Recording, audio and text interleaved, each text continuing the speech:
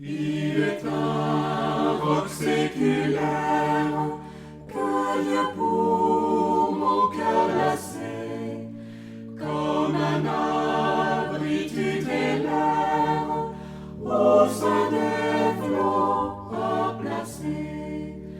Mon rocher, ma forteresse, mon asile protecteur, mon recours dans la détresse, c'est Jésus le Rédempteur.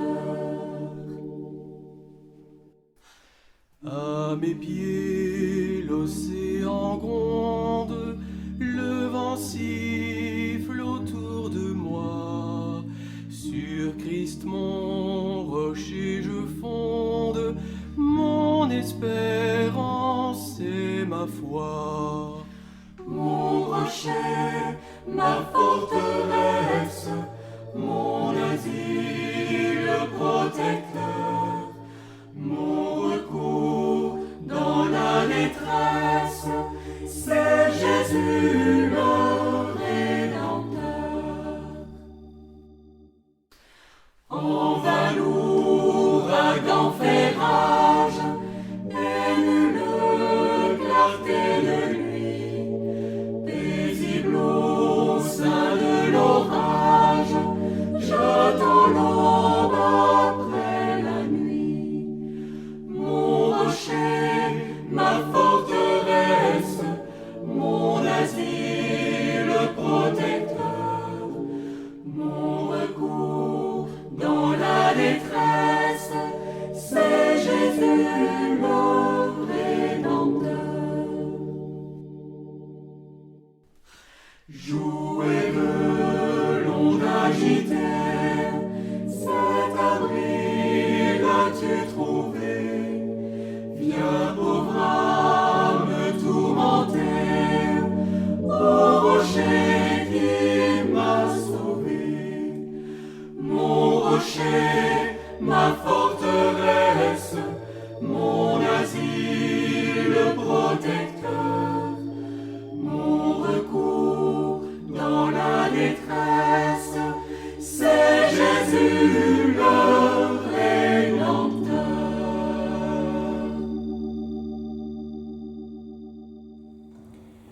Libres de nos chaînes, nous marchons vers toi. Ta main souveraine affermit nos pas. Armés de lumière, couronnés d'éclat, soyons sur la terre messagers de joie. Alléluia, que ton règne vienne. Maranatha, viens Jésus, règne en moi. Proclamons sa grâce au creux de la nuit et recherchons sa face au cœur de sa vie. Célébrons sa gloire, bannissons la peur, chantons sa victoire, Jésus est vainqueur. Alléluia, que ton règne vienne. Maranatha, viens Jésus, règne en moi. Et l'apôtre Paul, frères et sœurs, nous dira, ce matin, vous étiez autrefois ténèbres, mais maintenant, vous êtes lumière dans le Seigneur. Marchez comme des enfants de lumière. Eh bien, que la paix, la grâce et la miséricorde vous soient ainsi accordées de la part de Dieu le Père, de Jésus-Christ notre Seigneur et notre Sauveur, et de l'Esprit Saint, consolateur. Oui, nous étions dans les ténèbres, nous sommes pleinement éclairés, cette lumière du Seigneur, nous rappelant cette grâce par laquelle nous vivons. Eh bien, soyez les bienvenus, que vous soyez derrière vos écrans ou ici dans ce temple, pour ce temps de culte que nous voulons célébrer à la gloire et pour l'honneur de notre Seigneur Jésus-Christ. Je vous inviterai maintenant à nous incliner dans la prière.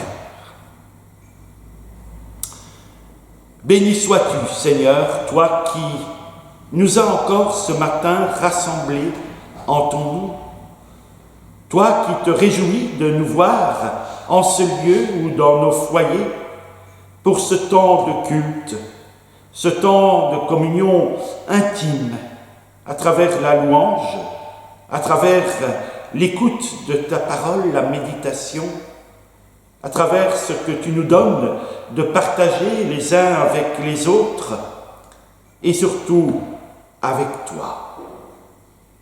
Oui, tu nous as donné ta paix et tu nous laisses cette paix qui nous permet encore ce matin d'être debout, conscient que tu es là, conscient que tu nous précèdes sur le chemin, conscient que tu es à nos côtés et que tu nous invites à marcher sur cette route nouvelle, cette route de l'espérance, cette route où tu nous conduis en esprit et en vérité, et où nous sommes appelés à manifester ta présence, manifester ta miséricorde, manifester ton pardon à l'égard de nos frères et sœurs en humanité qui ne t'ont pas encore accueillis, qui ne se sont pas encore laissés saisir par ton amour, par ta puissance, par ton pardon,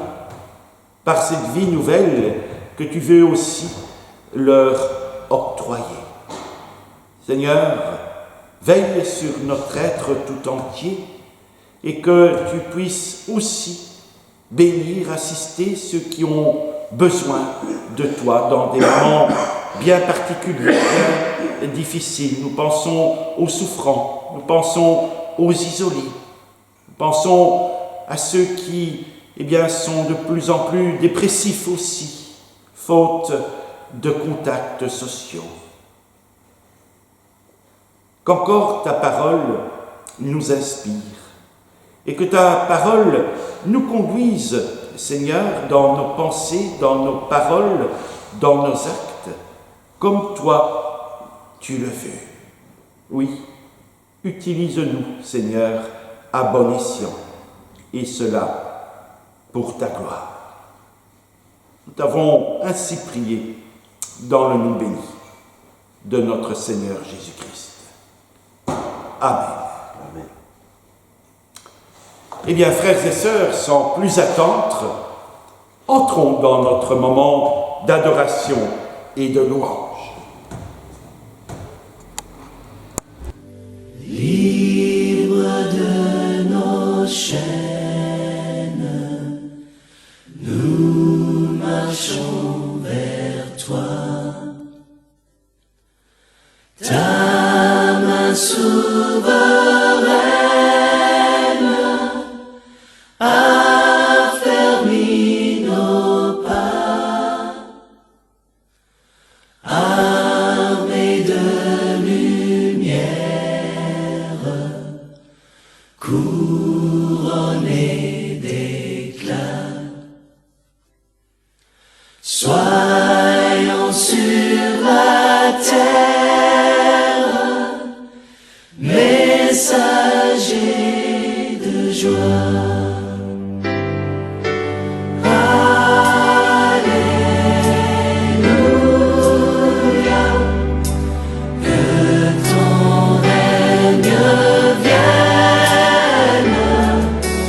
My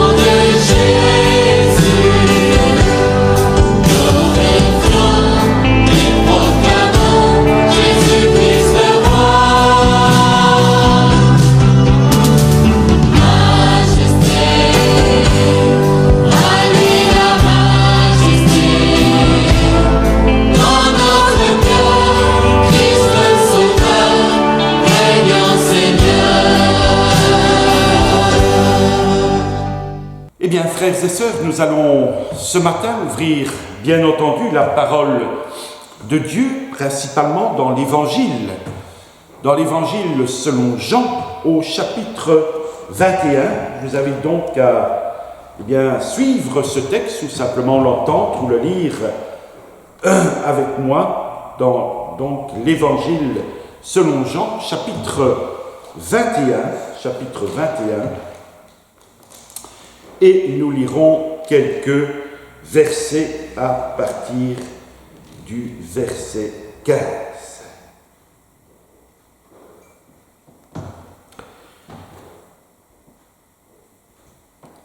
Lorsqu'ils eurent mangé, Jésus dit à Simon-Pierre, « Simon, fils de Jonas, est-ce que tu m'aimes plus que ceci ?» Il lui répondit, « Oui, Seigneur, tu sais que j'ai de l'amour pour toi. » Et Jésus lui dit, « Nourris mes agneaux. » Il lui dit une deuxième fois, « Simon, fils de Jonas, m'aimes-tu » Pierre lui répondit, « Oui, Seigneur, tu sais que j'ai de l'amour pour toi. » Jésus lui dit alors, « Prends soin de mes brebis. » Il lui dit la troisième fois, « Simon, fils de Jonas, as-tu de l'amour pour moi ?» Pierre fut attristé de ce qu'il lui avait dit la troisième fois, « As-tu de l'amour pour moi ?» Et il lui répondit, « Seigneur, tu sais tout, tu sais que j'ai de l'amour pour toi. » Jésus lui dit, « Nourris mes brebis. En vérité, je te le dis, quand tu étais plus jeune, tu mettais toi-même ta ceinture et tu allais où tu voulais. Mais quand tu seras vieux, tu tendras les mains et c'est un autre qui attachera ta ceinture et te conduira où tu ne voudras pas. » Il dit cela pour indiquer par quelle mort Pierre révélerait la gloire de Dieu.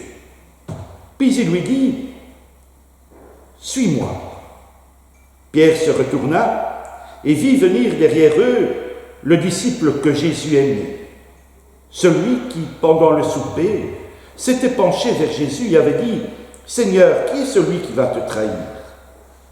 En le voyant, Pierre dit à Jésus, « Et lui, Seigneur, que lui arrivera-t-il » Jésus lui dit, « Si je veux qu'il vive jusqu'à ce que je revienne, en quoi cela te concerne-t-il ?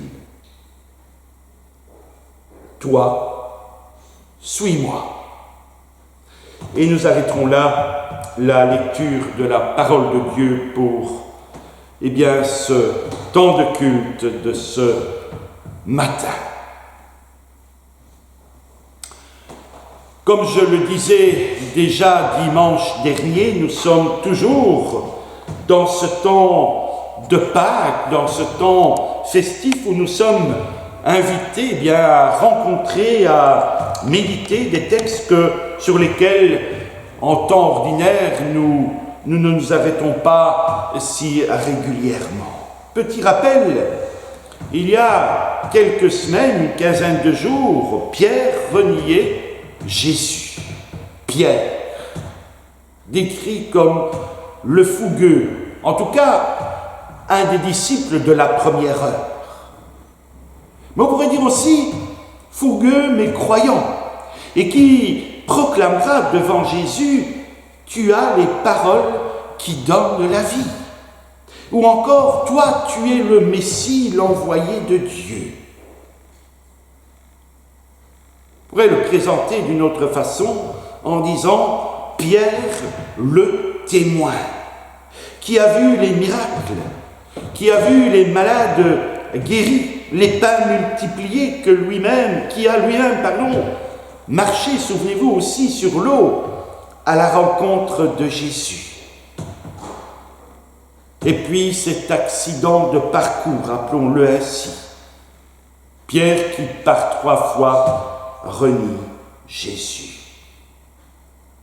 Jésus le lui avait annoncé quelques heures avant d'être arrêté. Tu veux me suivre, tu dis que tu ferais tout pour moi, même donner ta vie. Tu vas me renier 3 fois ce soir même. Et le soir même, alors que Jésus allait être conduit à son procès, bien effectivement, Pierre a renié Jésus. Et Jésus est mort. Bien sûr, il est ressuscité. Et puis est venue la nouvelle, la tombe est vide, les femmes l'ont vu, Pierre l'a vu et d'autres encore. Et Jésus s'est montré aux femmes, à des proches de Jésus, aux disciples. Et Jésus se montre encore au lac de Tibériade où Pierre et d'autres disciples cherchent à pêcher du poisson. La pêche est infructueuse, mais quand Jésus arrive, miracle, le filet se remplit à craquer. Et revenus sur la berge, les disciples après sa résurrection, rejoignent Jésus qui leur offre à manger. Et ce que nous avons lu, c'est un dialogue entre Jésus et Pierre juste après ce repas. Et dans ce texte que nous avons parcouru, ce qui saute aux yeux dans ce dialogue entre Jésus et Pierre, c'est la répétition. Ça m'a étonné et je suppose très certainement que ça vous a étonné. Par 3 fois la même question. 3 fois, Jésus demande si Pierre l'aime. Et 3 fois, comme les 3 fois où dans la cour de la maison, Jésus était détenu, où il a nié connaître Jésus, trahissant son maître, eh bien, par 3 fois, Pierre va répondre. 3 vagues successives, on pourrait dire, qui viennent effacer question après question. Un peu comme s'il restait encore cette empreinte cuisante de la trahison de Pierre. Et tout cela, Pierre s'en souvient, bien entendu, il le sait bien. Lui qui répond à Jésus avec, on pourrait le dire là, humilité. Pierre, est-ce que tu m'aimes? Toi, tu sais que je t'aime. On est là, loin des grandes déclarations passionnées, emportées, absolues. Et Jésus insiste, m'aimes-tu plus que les autres? Et Pierre, d'une autre manière, va le dire, mais tu le sais. Comme si un peu Pierre ne pouvait plus s'appuyer sur sa fougue et son ressenti, comme on dit aujourd'hui. Face à ce Jésus qui sait toutes choses, qui avait annoncé sa mort, sa résurrection, encore une fois, le reniement de Pierre. Première fois, m'aimes-tu? Deuxième fois, Jésus confirme la question. 3e fois, et là ça vous a certainement sauté aux yeux ou aux oreilles, Pierre est triste. Est-ce qu'il se demande si Jésus met son amour en doute pour lui? Est-ce qu'il est honteux devant la référence à sa triple trahison, pour le dire ainsi? Toi, tu sais toutes choses. Tu connais l'amour, dit-il, que je te porte. Tu en connais aussi les limites et les failles. Tu connais ma foi, comme tu connais mon incrédulité. C'est un peu ça qu'il dit. Devant ce regard, on pourrait l'appeler ainsi, perçant de Jésus. Pierre, lui, il reste disciple. Mais il a conscience, peut-être, de son indignité, pourrait-on dire ainsi. Par 3 fois, Jésus réagit à la réponse de Pierre. Prends soin de mes agneaux, conduis mes brebis. Autrement dit, je te confie mon troupeau, la foule de ceux qui croient en moi. Et on pourrait dire que l'attitude de Jésus, elle est frappante. Elle est même certains pourraient le dire, elle est un peu illogique. Mettez-vous à sa place, un de vos proches collaborateurs que vous avez sorti, pour le dire ainsi, de son troupeau mets, que vous avez côtoyé, formé, aimé pendant 3 ans et demi, a retourné sa veste quand il a cru que vous étiez un homme fini. Peut-être, dans notre grandeur d'âme, serions-nous prêts à lui pardonner cette trahison, mais lui confier une entreprise, lui confier votre famille, à ceux qui le qualifieraient encore aujourd'hui de lâche et traître. Qu'est-ce qu'on pourrait tirer de bon de cet homme, diraient d'autres. Aujourd'hui, on parle beaucoup de pardon dans notre société. On parle beaucoup de lâcher prise. Il ne faut pas garder nos rancunes, nos aigreurs sous peine de risquer un ulcère. Porter les lourdes valises de la colère ou du ressentiment, c'est vrai que ça n'apporte rien de bon. Au contraire, on en a vite plein le dos, si vous me permettez l'expression. Il faut tourner la page. Pour vivre léger, il faut pardonner. Allons de l'avant. Oublions le négatif et fixons notre regard sur l'horizon de la joie et de la sérénité retrouvée. C'est ce qui apparaît dans les magazines, dans les citations sur les réseaux sociaux et même dans certains livres. Mais pas dans la parole de Dieu, en tout cas pas comme ça. Jésus, ressuscité, pour le dire simplement, il s'approche de son élève défaillant et il efface son ardoise. Il efface le doute, il efface la trahison, il efface l'incrédulité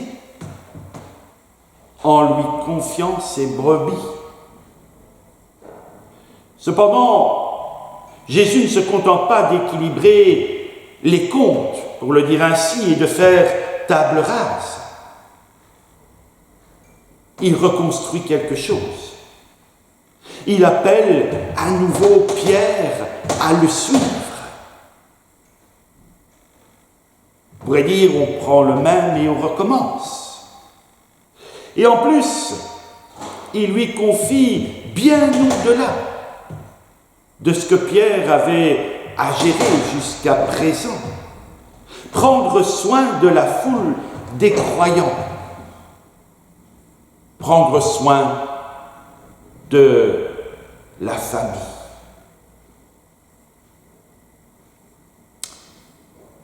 Que dire? Que dire de ce texte? Jésus nous montre comment Dieu pardonne. Il ne pardonne pas du bout des lèvres. Il pardonne totalement. Et Jésus nous montre à qui Dieu donne son pardon. Même aux traîtres. Pas juste aux ignorants, aux faibles, aux pécheurs qui ont des circonstances atténuantes. Il pardonne même aux traîtres, aux fautifs, à ceux qui savaient et qui ont quand même échoué, à ceux qui n'ont pas d'excuses, dirions-nous. À tous ceux-là, il tend la main et il demande, question ô combien existentielle, il demande, m'aimes-tu? Non pas que notre amour pour le Seigneur compense, entre guillemets, les fautes passées, les chutes, parfois les infidélités ou encore les doutes. Mais Jésus vient vers nous relève et nous réinstalle dans notre relation avec lui pour peu que nous saisissions ou ressaisissions sa main. Encore une fois, c'est un homme brisé, peu fiable, étonnant mélange de fougue et de prétention, de doute et d'insécurité que Jésus donne son pardon, que Jésus confie une mission de la plus haute importance. Prends soin de ma famille, c'est typique de Dieu cela. Devant ce qui pourrait apparaître comme incompétence, ignorance ou faute, même grave, il redonne de nouvelles chances. Il l'a fait avec Moïse. Moïse, tout au début de l'histoire, vous savez, il tue quand même un des gardes sur le chantier où ses frères sont esclaves. Il fait la même chose avec David, le roi. On connaît bien son histoire. Un adultère et un meurtrier aussi, en envoyant son officier Uri en première ligne, sachant qu'il n'en réchappera pas dans la bataille. Il le fait avec Pierre. Il le fait avec Paul. Vous allez me dire, Paul, j'y viens un peu fort, mais Paul, à sa manière, un persécuteur, on pourrait même dire un terroriste. Et il le fait avec nous. Nous ne sommes pas toujours à la hauteur, n'est-ce pas? Mais Dieu, dans son amour, nous offre sans cesse de nouvelles chances, de nouvelles, comme on dirait aujourd'hui, de nouvelles opportunités. Son pardon et sa confiance. C'est comme ça qu'on pourrait, à la limite, définir la grâce. Le pardon total de Dieu qui nous lave, vague après vague. Jésus nous a pardonné, Jésus nous a libérés de nos égarements, de nos fautes, de nos péchés, de nos trahisons. Mais il pardonne aussi pour la vie avec lui. Une vie différente dont il faut, tout apprendre. Ne sommes-nous pas nés de nouveau? Il faut que nous soyons rééduqués dans cette vie nouvelle. Dans cette vie nouvelle, la priorité, c'est bien entendu la relation que nous avons avec le Seigneur. C'est l'amour que nous lui portons qui nous attache à lui et nous permet de le suivre, de marcher dans ses pas. C'est ça qui fait la différence. La vie avec Dieu va nous conduire sur des pistes, sur des chemins différents. Nous ne sommes pas tous Pierre, enseignants et évangélistes. Nous ne sommes pas tous missionnaires, quoique. Mais peu importe. Nous sommes tous appelés à vivre avec Dieu, à recevoir les responsabilités qu'il nous confie et aussi et surtout, bien entendu, à les assumer d'une manière qui plaise à Dieu. Pour cela,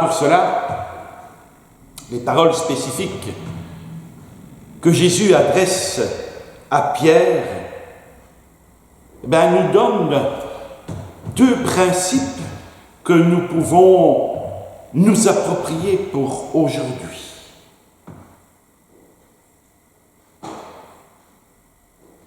Souvenons-nous de ce qu'il lui dit. Prends soin de mon troupeau. Premièrement, nous suivons Jésus, le berger.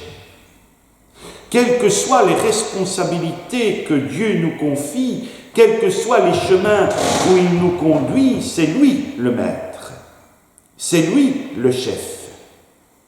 Et c'est ces projets que nous sommes appelés à mettre en œuvre, et pas le contraire.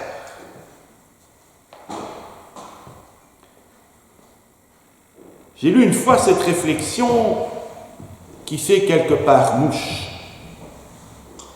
Trop souvent, on demande à Dieu de bénir nos projets, alors qu'il faudrait nous demander comment nous pouvons servir Dieu, comment nous pouvons participer à son œuvre. Non pas s'engager sur un chemin et demander à Dieu de nous y suivre pour nous donner un coup de main ou assurer le dépannage quand la panne arrive, mais veiller par la prière, la méditation de la parole qui nous imprègne de cette mentalité de Dieu, par les discussions avec les autres. Donc, veillez à suivre Jésus en toutes circonstances. Quand tu seras vieux, tu iras là où tu ne veux pas. Jésus a annoncé par quelle mort Pierre allait glorifier Dieu. Et deuxièmement, suivre Jésus le crucifié. Jésus a sorti son ordre de mission d'une remarque, c'est dans la faiblesse, la dépendance, voire le martyre, que Pierre va glorifier Dieu. C'est une parole difficile pour entendre pour ce pauvre homme, pour cet homme, chez qui on devine dans les premiers temps il avait une vision très précise de la réussite. Pendant une discussion avec Jésus, je reviens un peu en arrière, il reconnaît Jésus comme Messie, mais il refusera d'admettre qu'ils doivent mourir. Quand Jésus se fait arrêter au jardin des Oliviers, eh bien, qu'est-ce qui se passe? Eh bien, Pierre dégaine et va couper l'oreille d'un soldat. Et pourtant, après cette rencontre décisive avec Jésus et des années de foi, de service, de méditation, Pierre écrit aux églises ces lettres que nous pouvons encore lire aujourd'hui au sein du Nouveau Testament. Et il va rappeler que réussir sa vie avec Dieu ressemble parfois à un échec quand les autres se moquent, nous calomnient ou nous persécutent même. Jésus l'avait dit. Jésus l'avait dit aussi. L'élève n'est pas plus grand que le maître. Celui qui suit Jésus, il passe par la même route, par les mêmes portes. Bien sûr que la mission, disons-le ainsi, la mission de Jésus, le ministère de Jésus était unique, son identité aussi. Lui seul, et seul lui, a pu nous sauver, lui le juste qui s'est livré pour les injustes. Lui dont l'innocence a été offerte pour recouvrir notre culpabilité. Mais la manière dont il nous a obtenu le salut, les moyens qu'il a utilisés pour atteindre son but, le comportement qu'il a choisi, c'est aussi le chemin qui nous attend. Ainsi, Pierre a souffert, est mort en martyr, nous est-il dit, subissant la violence, annonçant la paix. Si tous ne sont pas confrontés à de telles difficultés, cette prophétie de Jésus à Pierre nous rappelle aussi que l'obéissance a un prix. Suivre Jésus, c'est suivre le modèle d'amour de celui qui a triomphé dans la douceur, dans le pardon, dans la faiblesse, de celui pour qui la paix est si importante qu'il a été prêt à subir et a subi toute violence, de celui qui a tout risqué, qui a donné sa vie pour sauver ceux qu'il aime. Cette fidélité à Dieu, cette générosité, cet amour persistant, quoi qu'il en coûte, voilà ce que nous apprenons auprès du Seigneur. Alors ce texte nous fait entrer dans l'intimité de la relation entre Jésus et son disciple Pierre, mais il nous fait surtout voir le cœur de Dieu, le Dieu que Jésus révèle être un Dieu qui pardonne et qui pardonne jusqu'au bout sans réserve, sans clause restrictive. Il pardonne, il guérit, il relève et il remet en route. Sur cette route, peu importe, il faut suivre Jésus. Le suivre de toute notre attitude, dans toutes nos paroles et nos pensées, dans tous nos gestes. Le suivre avec humilité, avec reconnaissance, avec obéissance. Le suivre du fond du cœur, dans la foi et l'amour, jour après jour. Que l'on soit défaillant, fougueux ou plein de doutes, jour après le jour. Le Christ nous appelle, nous renouvelle sa grâce et son pardon.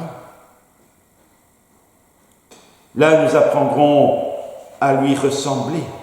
Nous apprendrons à pardonner comme nous avons été pardonnés, à aimer comme nous avons été aimés. Alors, tout simplement, osons le suivre. Osons faire confiance à celui qui a vaincu la mort et le mal.